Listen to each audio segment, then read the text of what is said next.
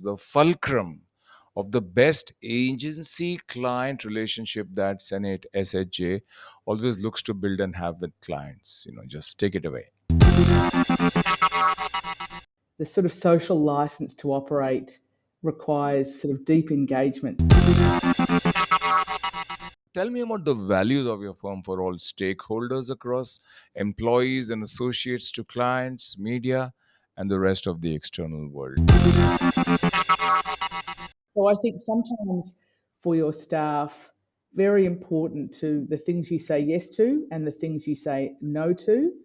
I also think it's important to advocate for your staff, and when you need to step in into a client relationship. So if you think that client relationship that client, and it very rarely happens to us, but that client is overstepping the mark or being inappropriate, to step in there again. That's really important. Angela, given your work in linking organizational culture and reputation, how do you approach situations where, let's say, unfortunately, a loss of trust has deeply impacted a company's reputation? I mean, if you could share an example of how you've navigated such a scenario, that would help. My view is, as a leader, the culture that you set, the culture that you leave, that's your legacy as a leader. And what advice will you give every client of a comms agency on working together, learning together, being ever available and proactive as partners to protect and enhance brand reputation?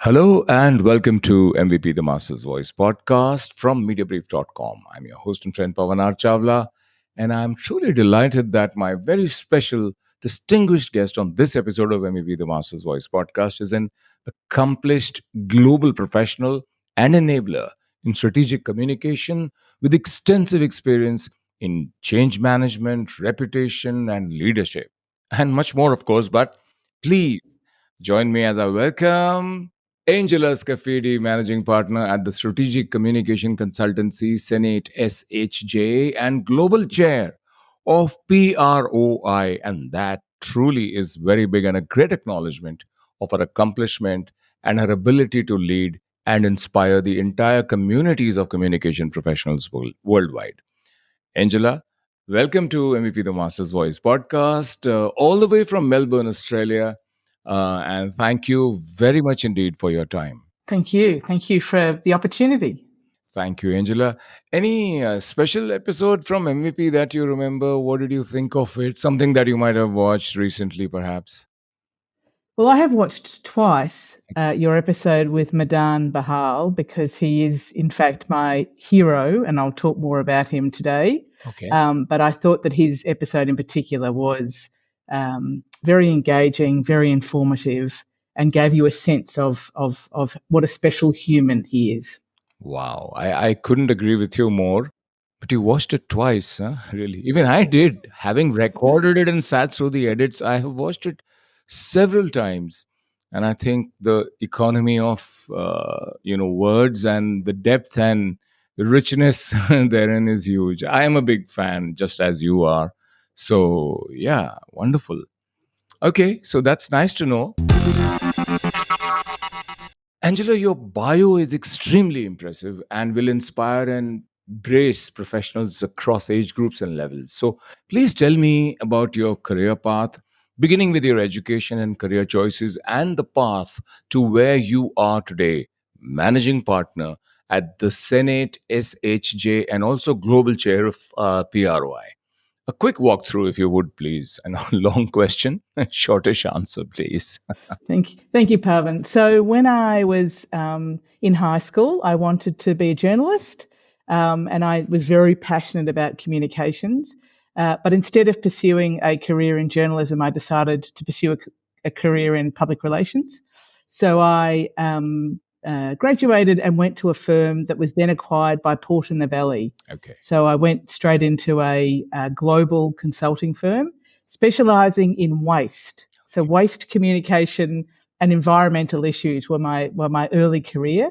I spent 8 years there and then was approached to be part of the recruitment process for McKinsey's. Okay. So McKinsey and Company, which I know is probably as big in India as it is kind of globally. So after 6 or 8 problem-solving interviews, I was finally hired by McKinsey and was there for a couple of years in a period where it was very much about cultural change in financial services and the sort of tech boom. And then a couple of years after that, I decided to start my own firm, SenateSHJ. So I've been doing that for 22 years. Wonderful. Thank you. That's really wonderful.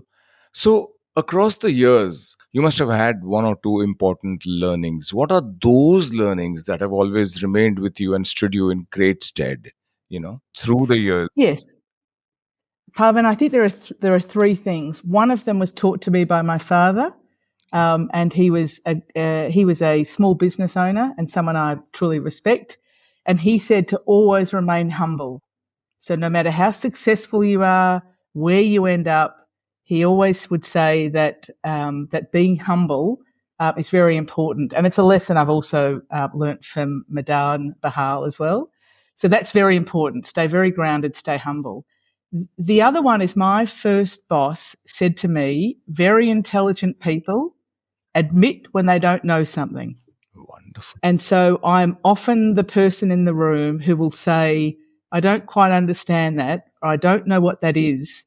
And I think it means that I remain curious, but also sometimes I ask the questions that others are afraid to ask. And the third one is always to do work that matters. So always doing work that you think is important for you, but also for the broader world. So those three are the three lessons I would say. Wonderful. Wonderful. Admit that you don't know something. If you don't, remain humble always. That humility was your first important pillar that you mentioned. And always try to do work that matters. Wonderful, wonderful. So now let me ask you about something that has much broader ramifications and will really help a lot of PR and strategic communications people across the world, thanks to all the great experience you bring and the learnings and insights and wisdom for which you are acknowledged across the world. So my question is a broader one. How is the role of the PR and strategic communications industry changing? I mean, it has moved, if I may oversimplify, from managing a company's good relations with its important publics to overall reputation management. So, what are the factors changing the role of the PR and stratcoms industry? What has the PR industry evolved into today, and how do you see it evolving further in the future?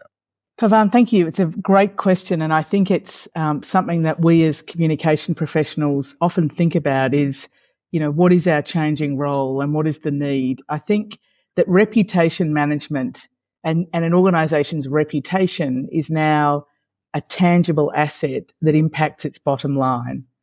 And our role sometimes is to enable our clients to even have that kind of license to operate or that social license to operate. So the issues that we're dealing with as communications people are so much more complicated. Cybersecurity, misinformation, disinformation, geopolitical issues, industrial relations. So our job, I think, often now is to really deeply listen to all of those communities and publics to understand the relationship they have with the organisation. But also our job is to join the dots between some of these issues and give very good advice to our clients, to the leaders, to boards who are grappling with questions around what do I take a position on? What do I not take a position on? Why? How does where we operate in one country differ to another, and how do we tell that story? So it's complex issues, and our job is to listen, to advise, and often to bring the outside into conversations that are happening at the board table. That's really insightful, Angela. How specifically has AI been impacting the role and abilities of the PR professional of late? And how do you see it growing? What is your advice to PR professionals on using and deploying AI to contribute to their overall jobs and, I would say, efficiency? Uh, how do you see it all panning out? Pavan, thank you. So I think AI is yet another evolution of how we communicate, and I think you really did hit the nail on the head when you talked about efficiency, because I do think in terms of research, copywriting, many of those tasks can be done very quickly and very efficiently using AI, providing that we're being thoughtful about the prompts, the language, etc. And we're also thinking about the sort of ethical framework in which we're operating. And I think it then helps us as communications people to focus on that higher order work. So rather than to be doing some of those tasks which are not necessarily, using the best of our skills, it enables us to kind of work on some of those things. I think there are a number of factors that we need to consider as communications people around security, as I said, around copyright and IP, and also around ethics. Also, we know that AI sometimes can perpetuate biases in the information it draws from. So we still need to be very clever in the way in which we think about and look at the information that we're receiving. But I think there's still always a need for human insight and intervention. But I'm really interested to see what comes next. I think it's got great opportunity for us. Wonderful. Yes, absolutely. Completely agree with you. A couple of thoughts, as editor of, thank God, very popular and respected for its content website like Mediabrief.com. We often receive, hey, I've somebody from an agency writes in and says, here is a wonderful author article written by my spokesperson. He's talking about this, that, and the other. So, first, we give them only the outlines and say perhaps it could sort of follow this flow.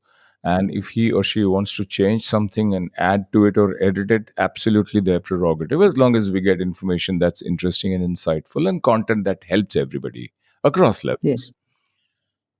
I have often embarrassingly and disconcertingly received completely AI generated material, which has not even been rewritten by the human mind that has evaluated it.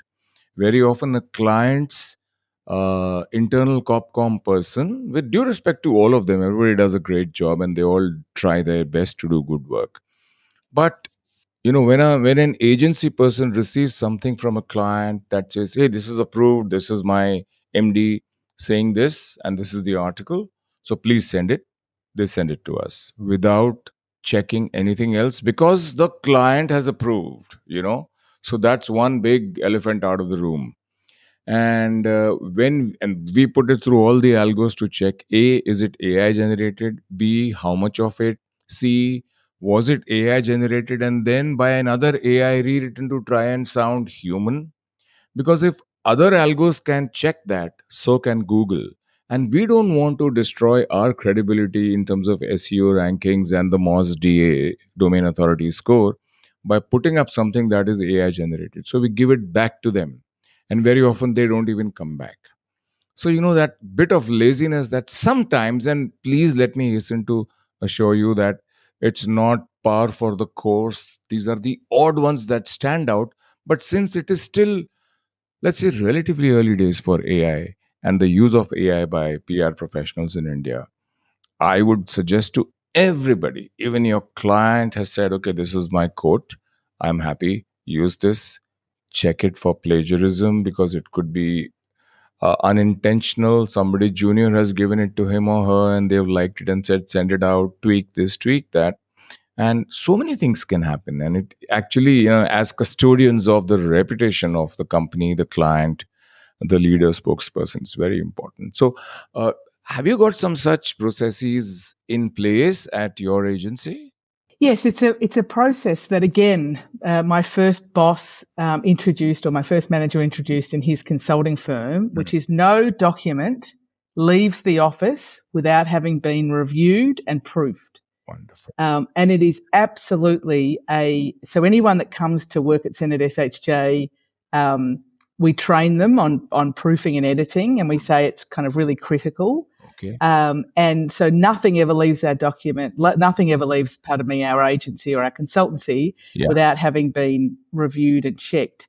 And it's just so much of part of how we operate as a consulting firm. Okay. And that includes looking for things like, does it, even if it's not AI generated, does it sound like it could be?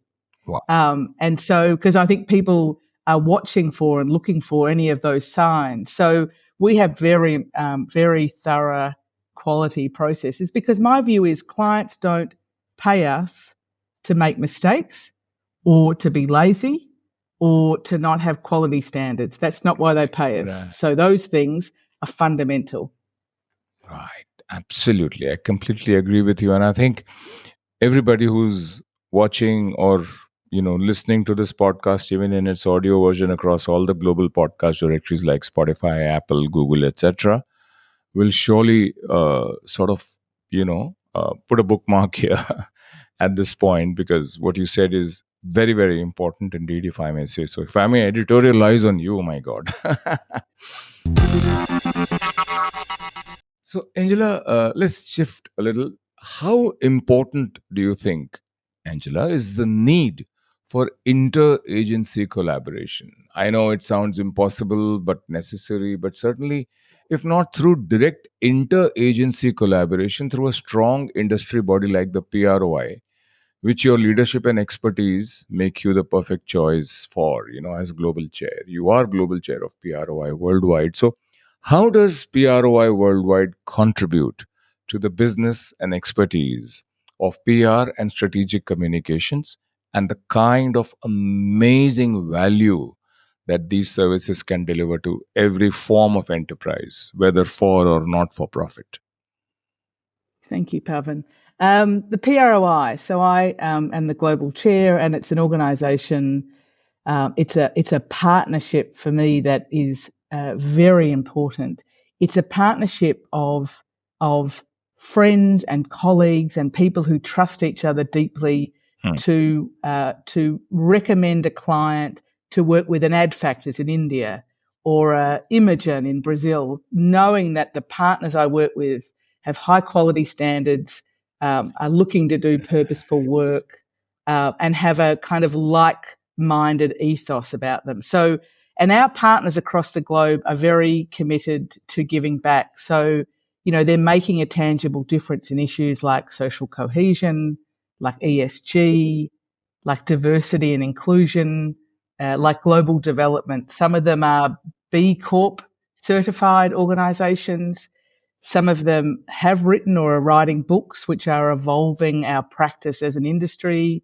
And many of them also run consultancies like AdFactors that are recognised as great places to work. So they're developing that next generation of communication professionals. And I feel very fortunate to be learning from them and with them, with those agencies we are global, but we have local experts in many markets across the world.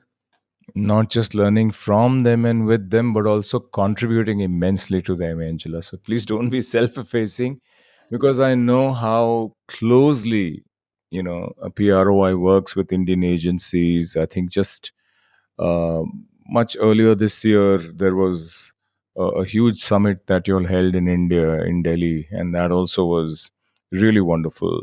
So, yes, great work. But I still want to know, what have you been doing as global chair of PROI that's different than perhaps what it was in the past, or additional to what was being done to help PROI contribute to the com space?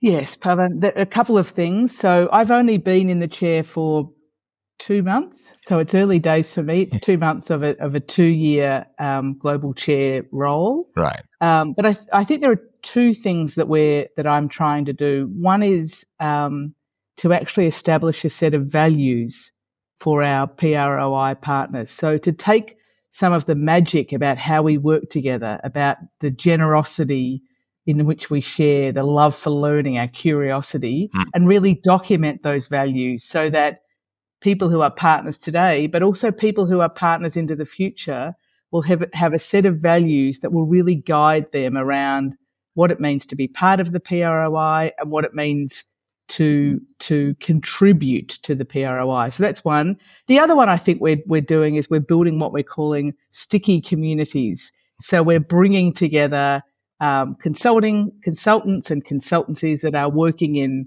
that have particular passions or interests. Is it Okay. how to develop a great agency, how to be a great leader, how to do ESG globally, Mm.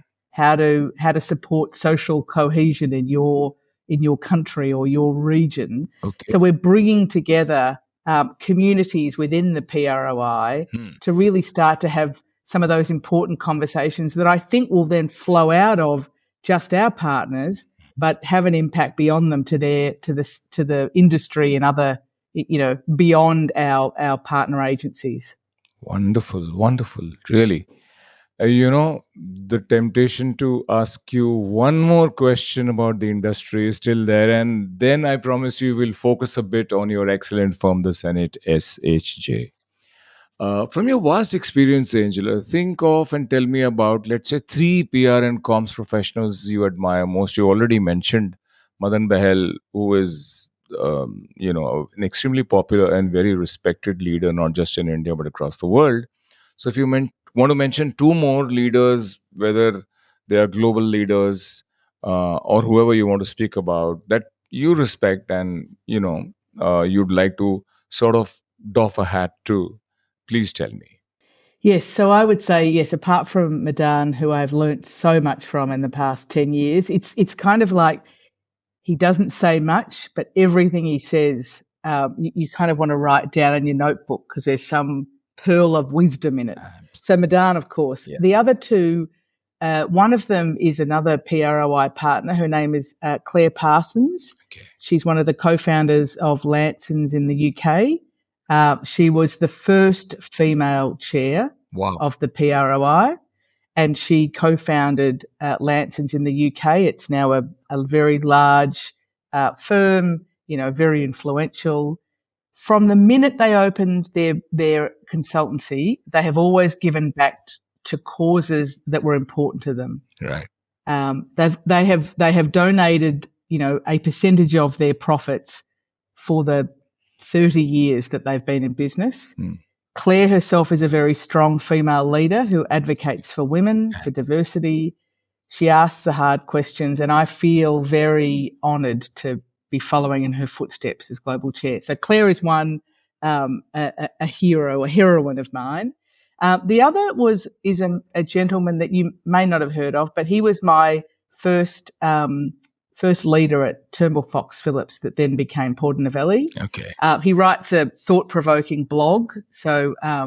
But he taught me a lot about problem solving and being fair in business. Okay. And I'll never forget, in the financial crisis of the early 90s, he brought all of the staff into the boardroom, and I know Madan has done the same thing. He brought all of the staff together and he said, no matter what happens, none of you will lose your jobs. Wonderful. Wonderful. Which I think was an incredibly fair, but also incredibly brave thing to do given the level of uncertainty. Mm. So in Madan, in Claire, and Noel Turnbull, three leaders who have and want to continue to give back to others. Real people that I have huge respect for. Wonderful. And your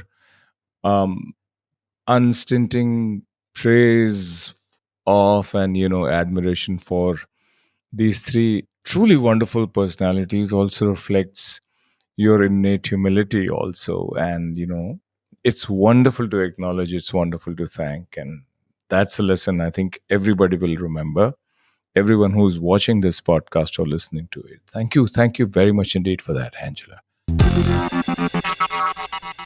Right, Angela. Now let's speak about the Senate SHJ. Please tell me about the firm offerings of the Senate SHJ.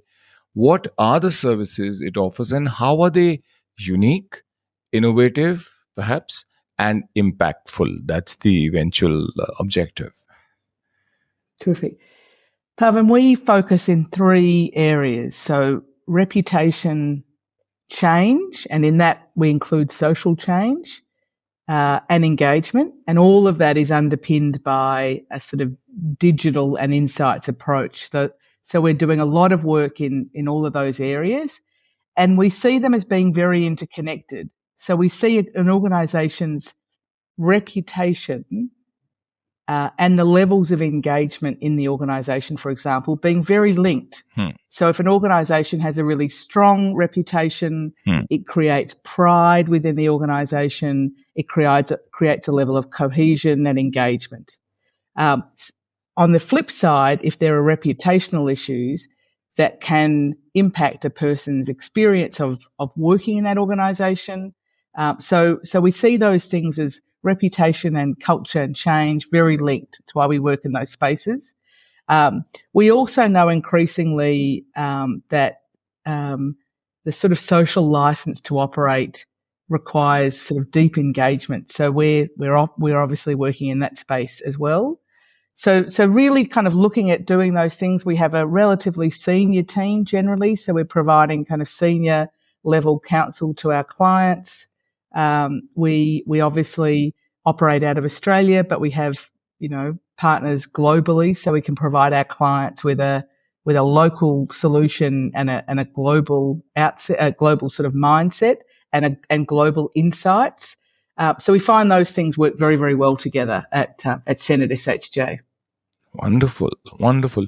In fact, I was going through all the offerings of SenateSHJ on its website, and your firm's offerings, as stated on your website, actually define, in a way, an aspirational ballpark of a checklist for readiness, preparation, and strategic direction for every reputation custodian. So really, you're actually filling all the needs that might possibly arise or are already up there, and for everyone to see and be somewhat afraid of, as far as reputation challenges, opportunities, and much more are concerned. So, wonderful bouquet of offerings that should help brand custodians sleep easy at night, Angela. So, what kind of, how many, if you can share, clients do you have, the duration of most associations, the fulcrum of the best agency client relationship that Senate SHJ always looks to build and have with clients? Just take it away. Pavan, so we have about 100 clients at present, Okay. and they obviously vary in size. We typically have very long-term relationships with our clients, so anywhere up to 20 years. So we have clients we've been working with for 20 years. Our clients are often in health, education, government, energy. We're doing a lot of work in energy and financial services. And as I said, our longest association is about 20 years. Okay. And it started with a client of ours running into another prospective client in the street. And this client, the prospective client saying, I'm looking for someone, and they came to us, and we have been now working with them in education for 20 years. Wow. I think unlike a lot of consultancies, we have very few retainer clients. Most of our work is on a project by project basis, but a lot of our clients are, we always have a sort of project, running with them. So we don't have a retainer. We do work on projects, but we have, clients using us for project after project, throughout the year. And I think that makes us a little different to a lot of other consultancies. Wow. Must probably also bring with it additional pressure on the NBD line. What is the percentage now? This is like, I just thought I'd ask you this. If you look at, so you don't have retainers at all, or you also work with retainers on retainers? Very small number. Maybe 10% of our clients are retainer. Okay, that was my question. All right. Oh, okay. So more strength to you, and I'm sure a lot of your new projects come through referrals from satisfied clients. What percentage would that be? I would say referrals, sort of ongoing clients or referrals, is probably about 80% of our work. Wonderful. Um, Wonderful. so yes, we're very lucky, and we worked hard Mm, for that. But it does, to your point, Pavan, it does create a level of always needing to be, um, ready for and searching for the next project. wonderful. Because I think when consultancies have long-term retainer clients, Correct. I think it's a very different sort of. It has its own pressures, Mm, but it does give you a sense of certainty that mm, we don't always have when we start a new year. But it also keeps us on our toes, so absolutely. that's a good thing. Great. And since relations is one half of public relations, and it's always important for a good, evolved, and committed strategic communications and PR firm to keep in touch with clients even after projects are sort of over. How important is that for you?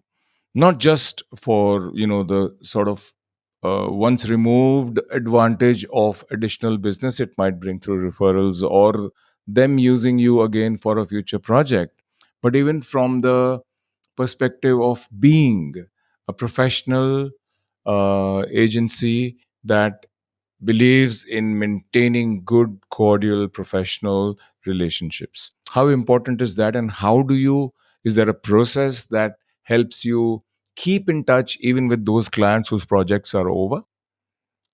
Yes, we do tend to have relationships with clients, and we might maintain those relationships over a year or 2 years or 3 years before the next project comes. Mhm. But we think it's really, really important, and that might be that along that period of time, we might be helping them with something. We might be helping them to secure a new position. We might be helping them, with a quick piece of advice, or it might be a range of things, or we might be helping them with some market intelligence. So that relationship being of service to our clients over long periods of time really, really matters to us. I would also say the same for alumni. Okay. So if I look at our alumni and the relationships which we've sustained, they're often referring us for work. They're often, suggesting that their new agent or their new organisation talk to us about potential work. So I think Wonderful. maintaining relationships with alumni and Clients. clients who might not be active clients is kind of critical and part of our DNA, Pavan, part of our Wonderful, DNA. wonderful. And that actually brings me absolutely brilliantly, smoothly to my next question, which is very connected. Alumni saying, hey, you need something that we can't do. And if we are, I mean, as an alumni or as an alumnus, if somebody is in an agency which cannot provide a service for which that alumnus of Senate, SHJ has been reached, they come to you, right? So, all your alumni are emotional stakeholders as long as it doesn't compromise their business needs first, right? And that's only fair. So, and I'm sure that has to do with, as you said, your DNA and also the values of your firm. So, tell me about the values of your firm for all stakeholders across employees and associates to clients, media, and the rest of the external world. You did mention humility. You did mention, truthfulness and integrity in terms of, being upfront about whatever you have to say, which is something or you don't. That won't come in your let me just change this, okay? So all of that is connected with the values of your firm. You mentioned the DNA. So for all stakeholders across employees and associates to clients, media, and the rest of the external world, Angela, what are the values of your firm, Senate SHJ? Well, Parvin, if you look over my shoulder, for those who are watching, one of those values is actually on the picture behind me, Okay. and I did not orchestrate this. So our four values Yes. are restless, so always looking for a better way, challenging the status quo, being energized, bringing energy to the work, being grounded, which for me is about being humble, and being united. So rolling up our sleeves to help our Wonderful. colleagues, to help our clients, Wonderful. to help people beyond, the organization. So those four values are very much embedded in who we are and what we stand for. And the thing that we did with them is we operated as a consultancy for a number of years. We looked for the DNA, Mm. and then we captured the four values. So we captured what is it that makes us special, that then would be the values and the behaviors that we would document.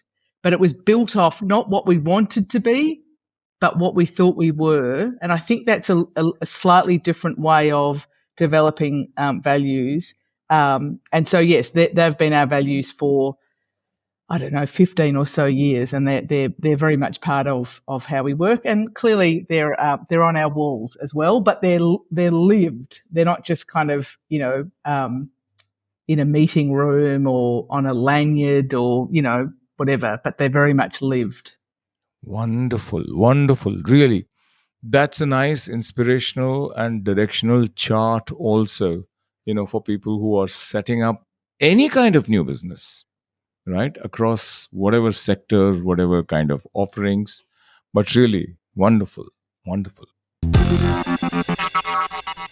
This is MVP, the Master's Voice podcast from Mediabrief.com. I'm Pawan Chawla, and with me is global comms and PR leader Angela Scaffidi, managing partner, SenateSHJ, and global chair of the PROI. Angela, why SenateSHJ for clients? Well, Pavan, we are experts in change, reputation, and engagement. We have a strong bench of senior people, and through the PROI, a global network of local experts. We're the only consultancy in Australia that's certified in the four rooms of change from Sweden, a very powerful change model.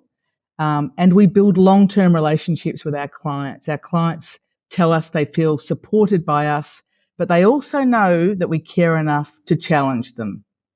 Wonderful. Super. More strength to you, Angela, and your team. Thank you.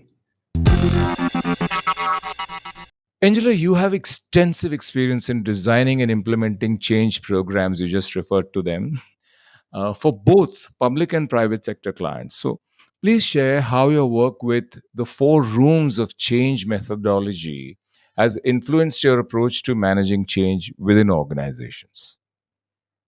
Yes, Pavan, I love the forums of change methodology. It's quite simple to understand, but it's also got a lot of depth. And the way in which we help people to understand it is they create or they co-create the methodology from their own experiences of change. So therefore, it tends to really resonate with them. The reasons why it's really resonated for me and influenced my thinking is one, it focuses on helping people to build their self-awareness during change. So people kind of knowing what energizes it and de-energizes them during change is really powerful. But it also reminds them that they have 100% control over how they feel, that an organization they can't make them feel anything. So it gives them control back of how they feel, and it helps to build their self-awareness. It giving people choice helps them to feel safe during change. And people we know during change get stuck. And the four rooms of change really helps people and reminds them that sometimes during change, you need to be brave and make a conscious choice to get unstuck. And this could mean changing your mind. It could mean changing your context. It could mean during a change process that you work out this organisation is no longer for me, or this mindset is no longer helpful. So it could be context or mindset. And we've used it a lot in everything from educational institutions to pharmaceutical companies to government. But it's a fantastic model and way of thinking about change.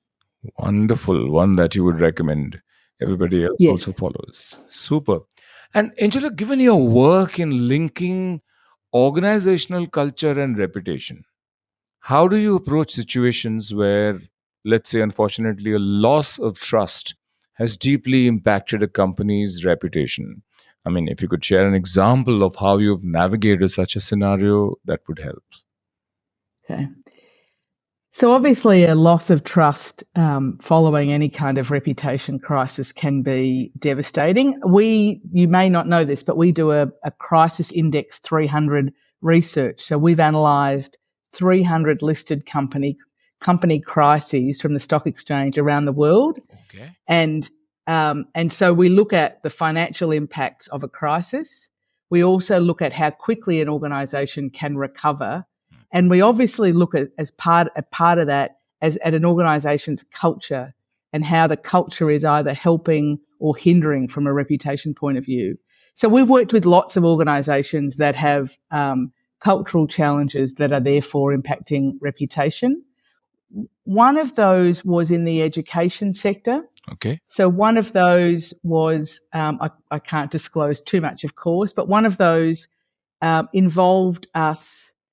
I think in that instance, the leader of this educational institution didn't really have a sense of how the people were feeling, how staff were feeling. So his view was that the media was being unfair, that the reputation damage was somehow something that was being done to them. But he never really looked inwards into the organisation to see what were the issues, the challenges, the kind of cultural problems that were causing, for example, staff to be whistleblowers, staff to leak information to the media, etc. So one of the things we did in that instance is sort of had the very difficult conversation with the client to say, you think it's all happening out there, where in fact it's happening within the organisation, and we need to be thinking very carefully and cleverly about not only how we listen to people, but how we respond to them. So that involved providing advice and listening, etc., but also giving some pretty tough advice to a client, which can take a bit of courage. And what was the result? The result was that it took a long time for the organisation to recover, but it did. I think the leader took a little while to really hear what we were saying and to accept it, but I think in time he did. And it's the media went away, the reputation recovered, but most importantly, the culture improved, and that fundamentally, my view is, as a leader, the culture that you set, the culture that you leave, that's your legacy as a leader. Wonderful, wonderful. Thank you for sharing that. Really insightful and helpful. And now, Angela, some more advice and inspiration for the comms industry. In light of all that you've said so far, please share your views and advice on how one should build one's communication agency culture. You mentioned culture, it improved, and one's own role as the leader. Yes, Pavan, great question. And a hard question, because I think that idea about cultures are so precious and so important, and they can be really influenced, by what's happening, in the broader economy as much as sometimes what's happening within the organisation. So I think it's really important, and for me, it's always been important to know what you stand for and ensure that it's reflected in how you behave. So our ethos from day one of our consulting firm was to only do work that matters. That was the sort of ethos, or the test. Is it work that matters? And so in the early days, we were approached by a financial services company that wanted us to do a campaign, or to roll out a campaign that I felt was sexist and silly. Okay. I mean, I wouldn't have not described it like that to the client, but it sort of was talking about sort of women and banking, and it was just I didn't feel it kind of hit the mark. But it was the early days of our consulting firm, Pavan. It was the very early days when we had very little startup capital and very little money, but we said no to that piece of work. Wow. And so, I look back now, and I thought it was brave at the time. I look back now, and look, it wasn't hugely sexist, etc. But it just felt like it was, it didn't align. It was certainly not work that mattered. It didn't align with our ethos, etc. So I think sometimes for your staff, very important to the things you say yes to and the things you say no to. I also think it's important to advocate for your staff, and when you need to step in into a client relationship. So if you think that client relationship that client, and it very rarely happens to us, but that client is overstepping the mark or being inappropriate, to step in there. Again, that's really important. And we use a range of ways to sort of check in on our culture, from exit interviews to tools like Culture Amp. So I think it's also important to always have your finger on the pulse of how people are feeling, why, and what are the things that they'd like to see improved. But yeah, I think it all comes back to that, know what you stand for and make the hard decisions when you need to. And the hardest decisions are when either your financial position and or the broader economy is wobbly. That's when one needs to be incredibly brave and do the right thing. Wonderful. And that actually answered, I think, in totality, my next question, which was going to be, what should an agency and a client definitely consider before they sign up? And speaking of culture, what kind of client would you or SenateSHJ not want to sign up with? So I think I've got the answer to that, to this question. But if you want to add anything else at all, fine. Otherwise, we'll move on to the next one. I'll leave it to you. No, I think we've probably covered that one. Yeah, I think you did too. But I did want to bring this out and sort of round up a little conclusion kind of a thing to the answer, because to your reply, because it was really very interesting. And what advice will you give every client of a comms agency on working together, learning together, being ever available and proactive as partners to protect and enhance brand reputation? I think that answer was also in your own values of SHJ. But if you want to give me a short, quick 2 sentence answer, it'd be great. And I think it's really important, Pavan, to build those trusted relationships with your clients, and that can take a long time to build, but are really important. That will require us to absolutely live our full values, but it also requires us to be courageous sometimes and to tell the client the thing they don't want to hear, but the thing that they might need to hear, that we might see because we have a level of independence that a client, particularly in the heat of an issue, might struggle to see, or struggle to be open to. It's very important that we do that in a way that is respectful, but also to respect that the client knows their organisation better than we ever will. So we might provide advice, but the client will make the final decision because they will understand their organisation and its needs and its challenges. So it's very much that two-way relationship, I think, that matters. Angela, you've said, and I quote, I love nothing better than spending my days solving hard problems with smart people. That's my idea of fun. So please tell me more about this element of solving hard problems with smart people. How much of head, heart, and gut and algorithms, if any, do you deploy in the process of coming up with solutions? Perhaps give me an example, if you will, if only to illustrate how the team found the light for a client with a particularly hard problem. Pavan, I think it is both of those things. I think it absolutely is always head and heart, and it's the joy of being human. When I was at McKinsey, we learnt, and then I taught a problem-solving model, and that's now deeply embedded in how we solve problems at SenateSHJ. So it's a kind of process, and what it meant was that often if we brought together a McKinsey team and they were from Sweden and the US and India, and we all had a similar way of thinking about a problem and solving a problem. So it quickly meant we could hit the ground running. So that model is very embedded in how we work here. And it all starts with defining the problem. Like, what is the core problem that we're trying to solve? I often find that we could end up looking at something that is too big or too small, or maybe it's not really clearly defined. And so therefore, we can go off in sort of the wrong direction. So I think getting the problem really right is important, and then bringing people together to collaborate on solving it. So, how do we bring together people from across an organisation or across our consultancy that might sort of come together to help solve the problem? And then we always look at culture. So problem solving is really critical. And there's a head, there's the data. What are the numbers telling us? What's the data and information? But there's also that part about how are people feeling? What are they sensing? What are some of them seeing that others are not? What is the part of this problem that really matters to this group of people? So it's always a sort of striking of a balance.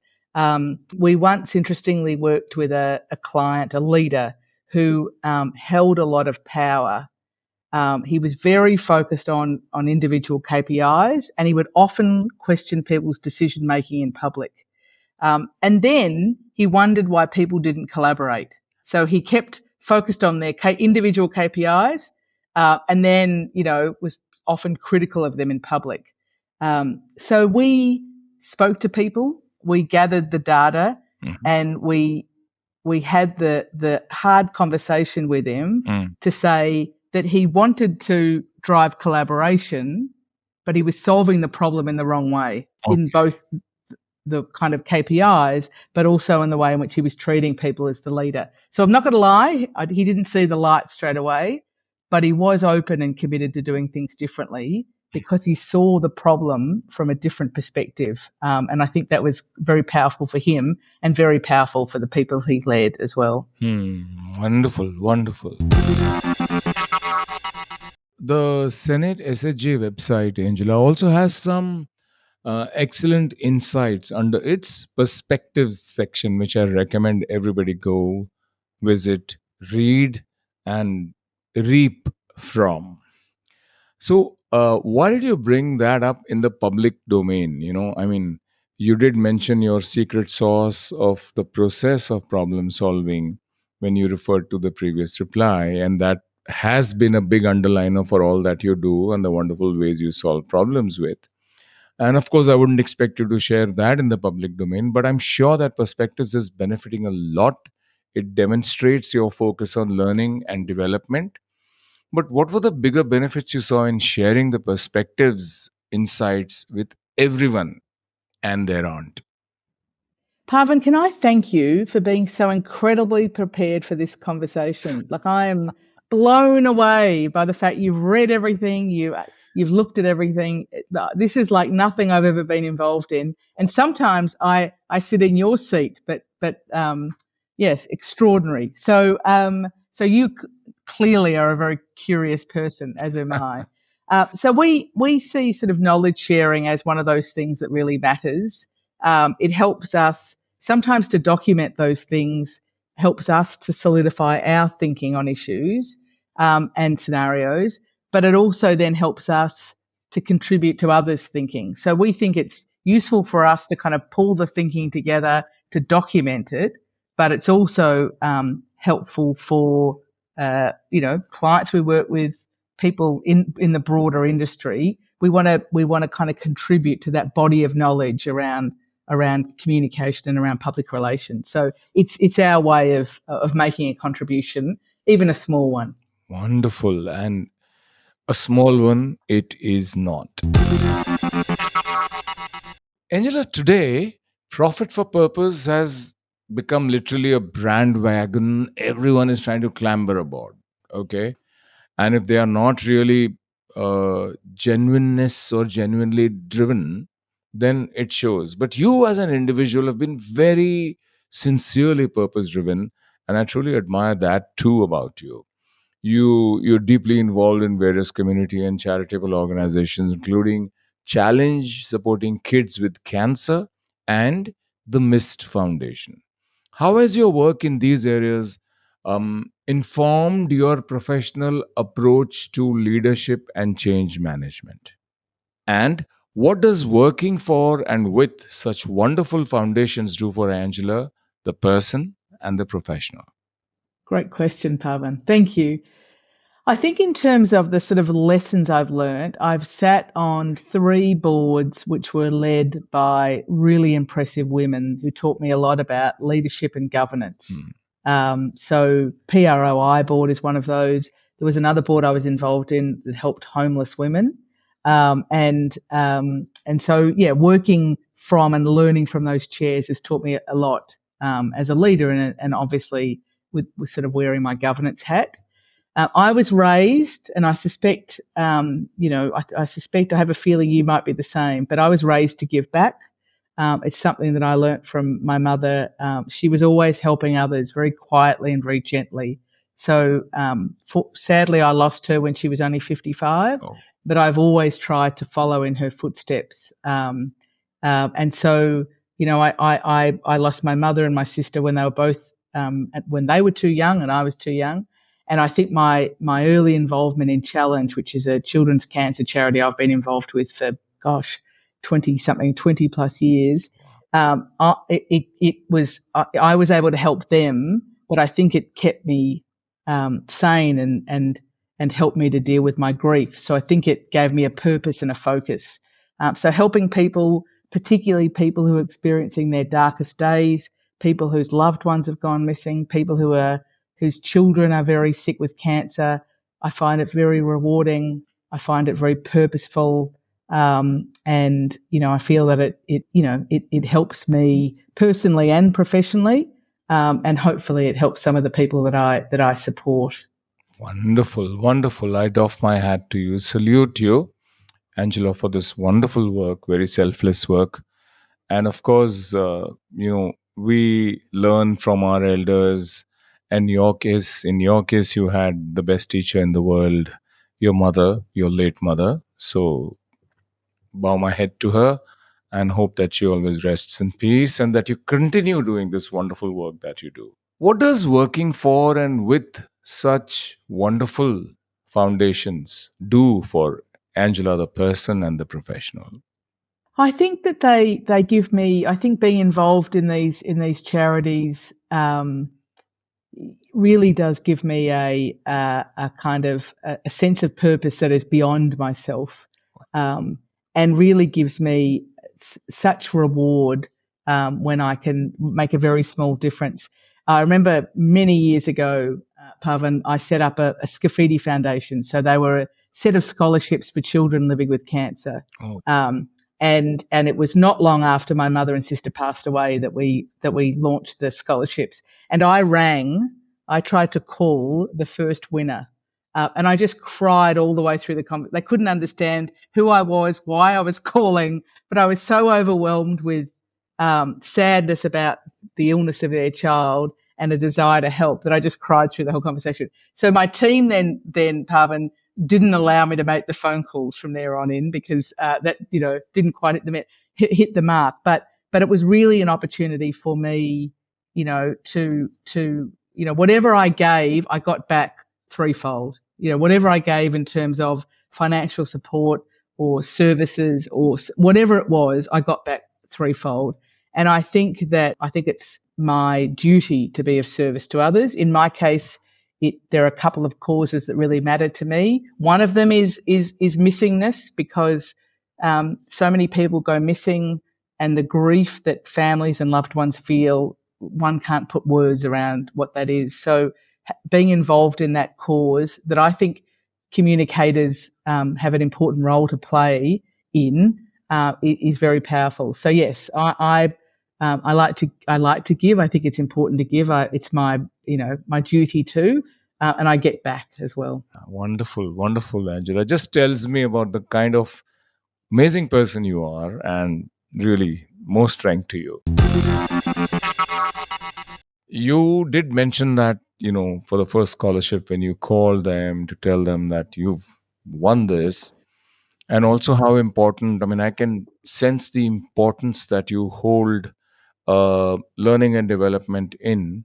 So let me ask you, Angela, to please recommend a good book that PR and comms folk as well as their clients can read on reputation management. So don't give me essential public relations. It's been a great tome. It's been a wonderful book in the past.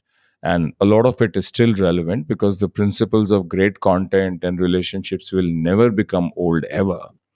But, today on reputation management, and I know people hunting for books, and very often there are books which look at some aspect or the other, but not a simple, smart, cohesive idiot's guide to reputation management and protection. So any book, one, two, three, that you could recommend that you feel would be interesting?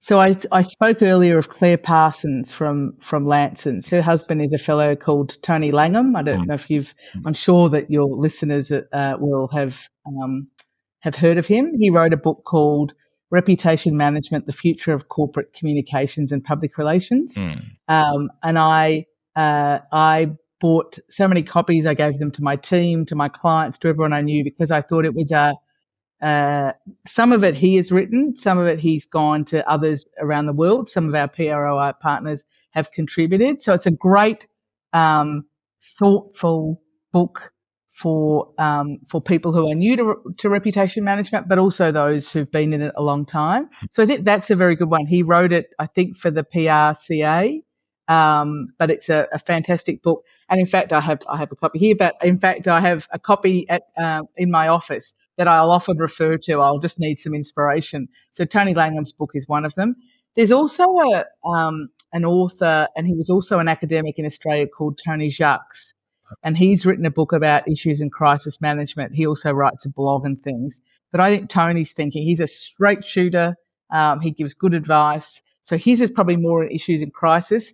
Tony Langham's book is much more sort of broader reputation management. But mm. yeah, always interested in reading what people are writing, and things that have a level of depth, Parvin, rather than, the sort of standard. I like things that kind of um, pose questions that you hadn't thought about. So there are a couple that I like. Wonderful.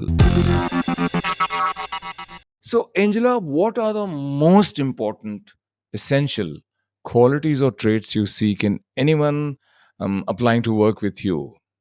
Whatever the level of seniority or experience, what could be a deal breaker?